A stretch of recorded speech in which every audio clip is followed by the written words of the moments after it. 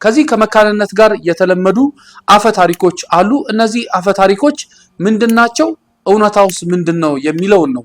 ምናልባት ይህ አፈ ታሪክ የምናወራው በእናንተ ጋር ከደረሰ መረጃው አዎ እውነትነት አለው ብላችሁ መረጃውን የምታቀርቡና በደንብ ያሉትን ነገሮች ሐሳብ አስተያየት መስጠት ከፈለጋችሁ ኮሜንት እያደረጋችሁ መስጠት ይቻላል።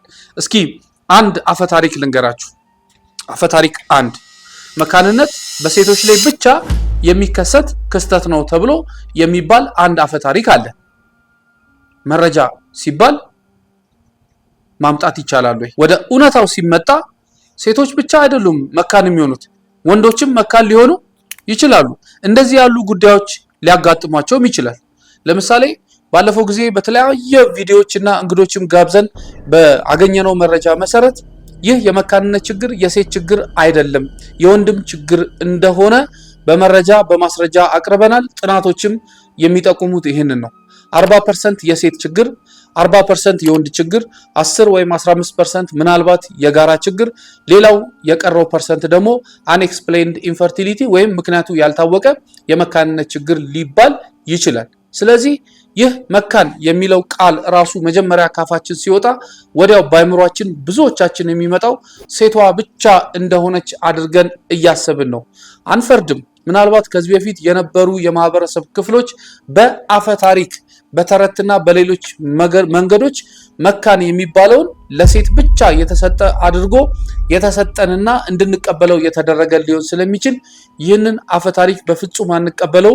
ምክንያቱም መረጃ አቅርቡ ቢባል መረጃዎች፣ ማስረጃዎች በሳይንስ የተደገፈ በጥናት የተደገፈ ማቅረብ ስለሚቻል ነው። ስለዚህ ሴቶች ብቻ አይደሉም መካን የሚሆኑት፣ ወንዶችም መካን ሊሆኑ ይችላሉ ማለት ነው። ይህንን አፈ ታሪክ ከዚህ በኋላ በፍጹም አንጠቀመውም። እውነታው በደንብ መሬት ላይ የወረደና እያየነው ስለሆነ ነው። በጣም ብዙ ሴቶች ይህ የመካንነት ችግር ለጊዜው በሁለቱ በጥንዶች መካከል ሲከሰት በጣም ቶሎ ብሎ ጥያቄ ምልክት የሚያነሱትና ጭንቀትና በጣም ብዙ ስትረስ ውስጥ የሚገቡት ሴቶች ናቸው። ምክንያቱም በአፈ ታሪክ የመጣው ራሱ መካንነት የሴት ችግር ብቻ እንደሆነ አክሴፕት አድርገን ተቀብለን አድገን እዚህ ደረጃ ስለደረስን ነው። አሁን ግን እንደዚህ አይነት ነገር የለም። ይህ አፈ ታሪክ ፍጹም ውሸት ነው። ምክንያቱም መረጃው በእጃችን ስላለ ይሄን በደንብ አድርጋችሁ እንድታስተውሉት እፈልጋለሁ። ሁለተኛው አፈ ታሪክ ምንድነው? አንድ ባልና ሚስት ቀድሞውኑ ልጅ ካላቸው በቀጣይነት መካንነት ሊከሰት አይችልም የሚል አንድ ሌላ ደግሞ አፈ ታሪክ አለ።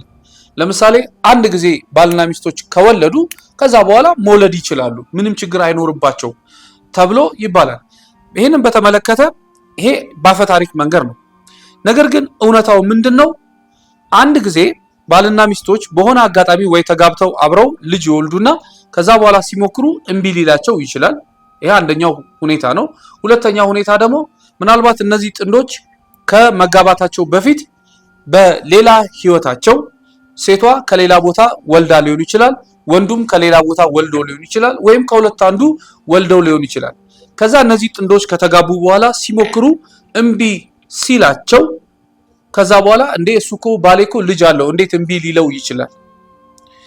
ሚስቴኮ ከሌላ ቦታ ከዚህ በፊት ልጅ አላት እንዴት እምቢ ሊላት ይችላል? የሚል በጣም ብዙ ኮንፊውዝድ የሆኑ ሐሳቦች ሲመጡ ይስተዋላል። ይሄንን ለማጽዳት እነዚህ ነገሮች ብነግራችሁ በቂ ነው። አንድ ጊዜ ባልና ሚስት ቀድሞ ልጅ ካላቸው ከዛ በኋላ በሁለተኛ ጊዜ ሲሞክሩ እምቢ ሊላቸው ይችላል እንጂ እንደ አፈ ታሪኩ ከሄድን አንዴ ከወለዱ ከዛ በኋላ ይቀጥላሉ የሚባል ነገር የለም። እዚህ ጋር የሚመጣው እውነታ ምንድነው? ሁለት አይነት መካንነት አለ። two kind of infertilities። እነሱም የመጀመሪያ ደረጃ ኢንፈርቲሊቲ የመጀመሪያ ደረጃ መካንነት ወይም ፕራይመሪ ኢንፈርቲሊቲ ሲባል፣ ሁለተኛው ደግሞ ሰከንደሪ ኢንፈርቲሊቲ ወይም ሁለተኛ ደረጃ መካንነት የሚባል ነገር አለ። የነዚህ የሁለቱ ልዩነት ምንድነው? የመጀመሪያ ደረጃ ኢንፈርቲሊቲ ማለት ባልና ሚስቶች ከዚህ በፊት በምንም አጋጣሚ በምንም ሁኔታ ልጅ ወልደው የማያውቁ ከሆነ ይህ የመጀመሪያ ደረጃ መካንነት ወይም ፕራይመሪ ኢንፈርቲሊቲ ተብሎ ይጠራል። ሁለተኛው ኢንፈርቲሊቲ ደግሞ ቅድም እንዳልኳችሁ የሁለተኛው የኢንፈርቲሊቲ አይነት ሰከንደሪ ኢንፈርቲሊቲ ወይም ሁለተኛ ደረጃ የመካንነት ሌቭል የሚባለው ደግሞ ከዚህ በፊት ጥንዶች በተናጠል ወይም ደግሞ በጋራ እየኖሩ ልጅ ከዚህ በፊት ኖሯቸው ነገር ግን ከዛ በኋላ ሲሞክሩ እምቢ የሚላቸው ከሆነ ይህ ሰከንደሪ ኢንፈርቲሊቲ ወይም ደግሞ ሁለተኛ ደረጃ መካንነት ተብሎ ይጠራል። ስለዚህ ከዚህ በፊት መውለድ የግዴታ ወልጃለሁ ከዚህ በኋላ እንዴት እምቢ ሊለኝ አይችልም ብለን ልንል አንችልም። ሊያጋጥም ይችላል።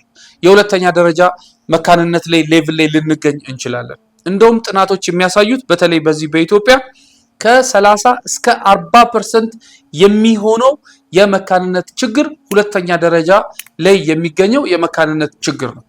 እሱ ደግሞ የራሱ ምክንያቶች ሊኖሩት ይችላል። ስለዚህ ይህ ሁለተኛ ደረጃ መካንነት ወይም ሰከንደሪ ኢንፈርቲሊቲ ሊከሰት ስለሚችል ይህንን አፈታሪክ በእውነታው በጥናት በተደገፈ መንገድ ይህንን አፈታሪክ ውሸት ልንለው እንችላለን ማለት ነው። ስለዚህ ይሄንን በደንብ አስተውሉ። አንዳንድ ጊዜ ይህንን አገልግሎት ለማግኘት የሚመጡ ሰዎችን በምናስተውልበት ጊዜ የሚሉን ነገር ምንድነው? ባልሽ ተመርምሯል ወይ ብለን ስንላቸው አይ አልተመረመረም፣ እኔ ነኝ የተመረመርኩት፣ ችግሩ እኔ ጋር ነው ይሉናል። እንዴት አወቅሽ? ለምን ባልሽ አይመረመርም ስንላቸው አይ ባሌ ከዚህ በፊት ከሌላ ቦታ ልጅ አለው ይሉናል። ከዚህ በፊት ልጅ መኖሩ ጋራንቲ ላይሆን ይችላል። ከዚህ በፊት ስለወለደ አሁን ደግሞ ይወልዳል ማለት አይደለም። ምናልባት ሰከንደሪ ኢንፈርቲሊቲ ገጥሞት ሊሆን ስለሚችል ይህንን ምርመራ ስታደርጉ ባልና ሚስት የግድ አብረው መሄድ አለበት የሚባለው ለዚህ ነው። በጣም ብዙ ሴቶች ይህንን ሀሳብ በደንብ ሲያወሩ እንሰማለን።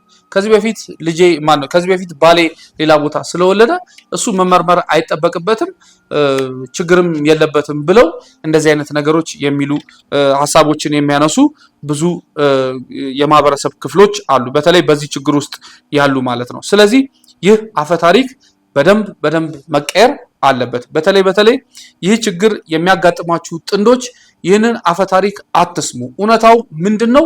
ምናልባት ከዚህ በፊት ልጅ ወልዳችሁ በጋራም ሊሆን ይችላል ወይ በሌላ ህይወት ልጅ ወልዳችሁ አሁን በምትኖሩት ጥንድ ሆናችሁ በምትኖሩት ትዳር ውስጥ ልጅ ሞክራችሁ እምቢ ካላችሁ እምቢ ያለው ሰከንደሪ ኢንፈርቲሊቲ ሀፕል ሊሆን ስለቻለ ነው። ስለዚህ ሰከንደሪ ኢንፈርቲሊቲ ወይም ሁለተኛ ደረጃ መካንነት አለ። በሀገራችን ደግሞ በጣም እየተስፋፋ ያለው እየመጣ እየጨመረ ያለው ደግሞ ከፕራይመሪ ኢንፈርቲሊቲ ይልቅ ሰከንደሪ ኢንፈርቲሊቲ እንደሆነ በደንብ ጥናቶች ስለሚያሳዩ ይህንን ማንበብ፣ መረዳት፣ መጠየቅ በደንብ ይቻላል። ይህንን አፈታሪክ ውሸት አፈታሪክ ብለን እንለዋለን። ብትሰሙም ይሄ አፈታሪክ ነው ብላችሁ ጥላችሁ መሄድ ትችላላችሁ።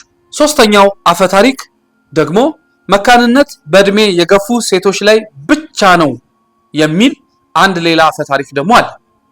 መካንነት በእድሜ የገፉ ሴቶች ላይ ብቻ ነው የሚከሰተው የሚል አንድ ሌላ አፈታሪክ አለው። እውነታው ግን በእድሜ የገፉ ሴቶች ከፍተኛ አደጋ ላይ ሊሆኑ ይችላሉ። አዎ፣ ምክንያቱም እድሜ በሄደ ቁጥር የሴቷ የእንቁላል የማምረት ብዛትና ጥራት እየቀነሰ እንደሚመጣ ይታወቃል። ይህ በእድሜ የገፉ ሴቶች ላይ አደጋው እጅግ በጣም ከፍተኛ ሊሆን ይችላል።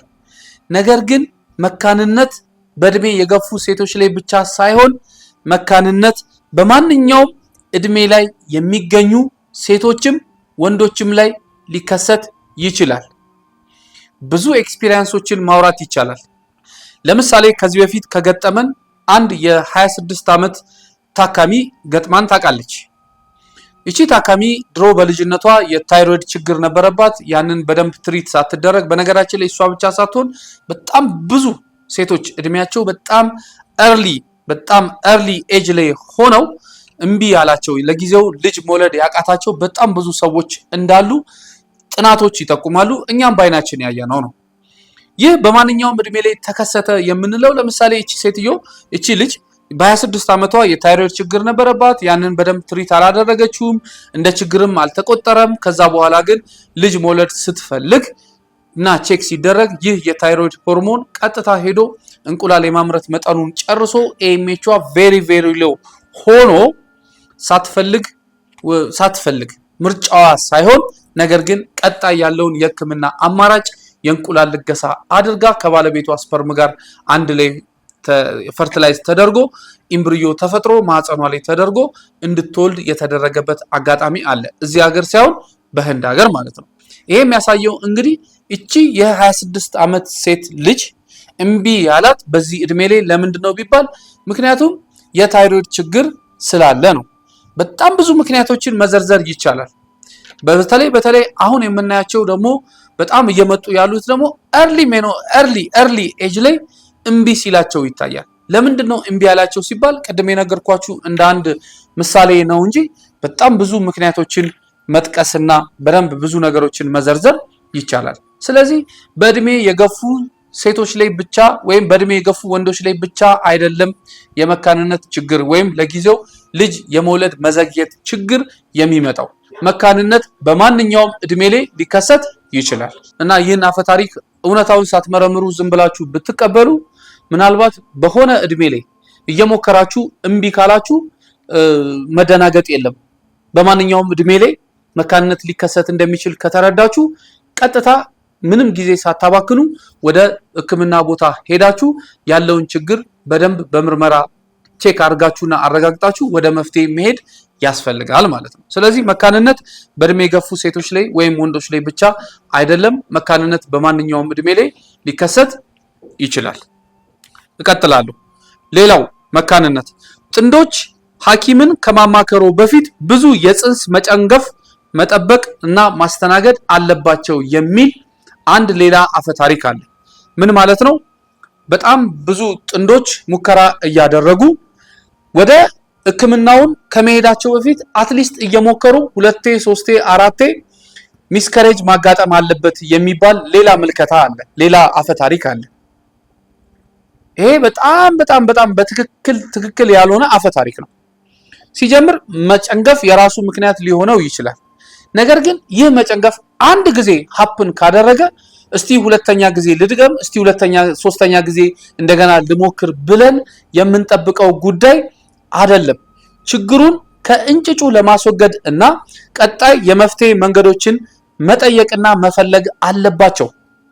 ቢቻል አንድ ጊዜ ሀፕን ካደረገ ቆይ እስቲ እንታገስና ደግሞ ሁለተኛ እንሞክር፣ ፌል ያደርጋል። ቆይ እስቲ እንደገና እንታገስና ሶስተኛ እንሞክር፣ አራተኛ እንሞክር እያላችሁ በምትቆዩበት ጊዜ ችግሩ እንደውም ይበልጥ እየተባባሰ እየመጣ ሚስከሬጅ በሚደረግበት ጊዜ የሴቷ ማህፀን እየተጎዳ እንደገና ኢንፌክሽን የሚባሉ ነገሮች እየመጡ ላላስፈላጊ የሆኑ ነገሮች ውስጥ ያስገባቸዋል።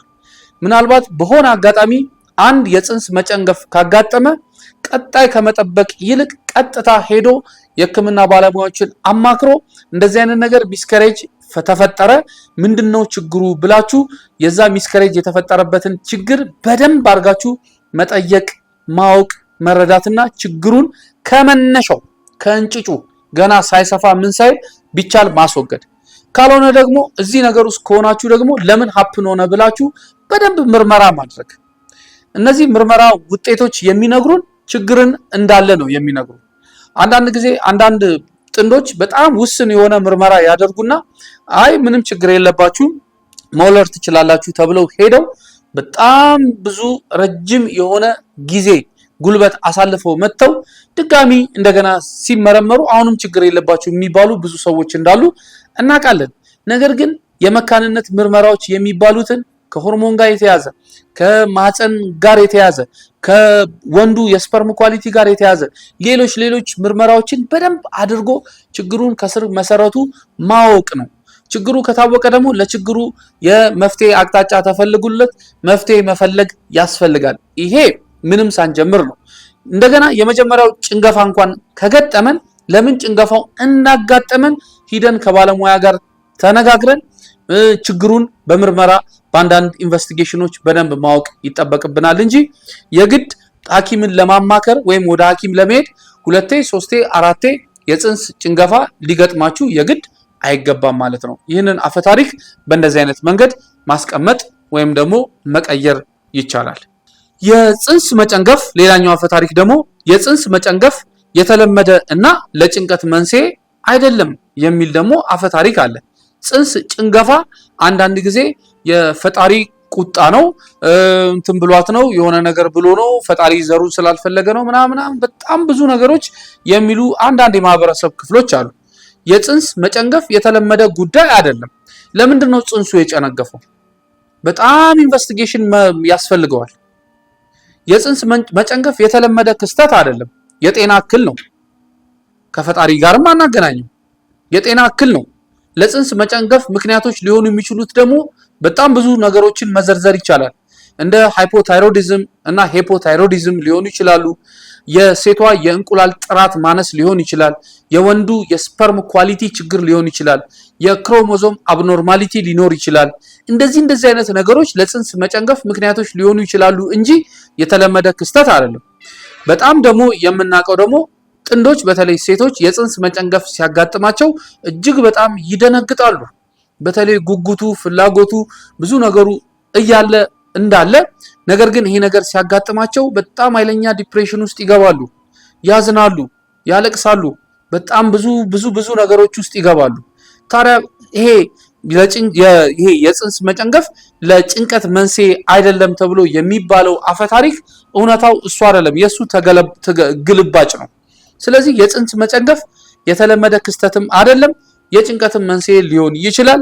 እንደገና ይህ ጽንስ መጨንገፍ ድጋሚ እንዳያጋጥመን ወደ ባለሙያ ሄዳችሁ ለምን ይህ ነገር ሀፕን ሆነ ብላችሁ ጠለቅ ያለ ኢንቨስቲጌሽን ምርመራዎች ምኖች አድርጋችሁ ችግሩ ዳግም እንዳይከሰት ማድረግ ትችላላችሁ። ስለዚህ ችግሩ አንዴ ከተከሰተ ጊዜ ሳሰጡ፣ ሁለተኛ እድል ሳሰጡ ቀጥታ የሕክምና ምክር ለመፈለግ ወደ ጤና ተቋማት ግዴታ መሄድ አለባችሁ ማለት ነው። ስለዚህ ይህ አፈታሪክ ተቀባይነት የለውም፣ እሱም ኤክስ ይደረጋል ማለት ነው።